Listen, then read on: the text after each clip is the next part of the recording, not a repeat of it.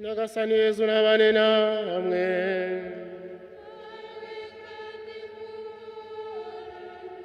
Amagambo yo mu Ivanjiri ntagatifu uko yanditswe na Matayo.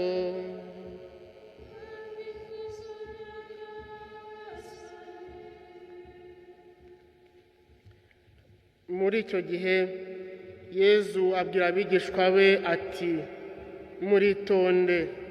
muritondere abantu kuko bazabagabiza inkiko zabo kandi bakabakubitira mu masengero yabo. Bazabajyana imbere y'abatware n'abami ari nge muzira, kugira ngo mumbere abagabo mu maso yabo n'imbere y'abanyamahanga. Igihe rero bazabagabiza inkiko, ntimuzakurwe umutima n'ibyo bazavuga n'uburyo muzabivuga.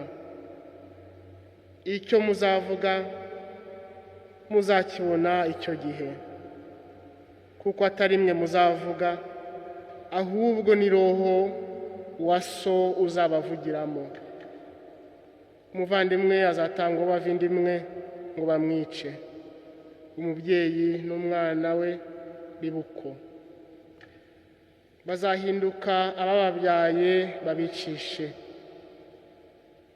Muzangwa na bose muzira izina ryanjye, ariko uzakomera kugeza ku ndunduro, uwo ni we uzarokoka.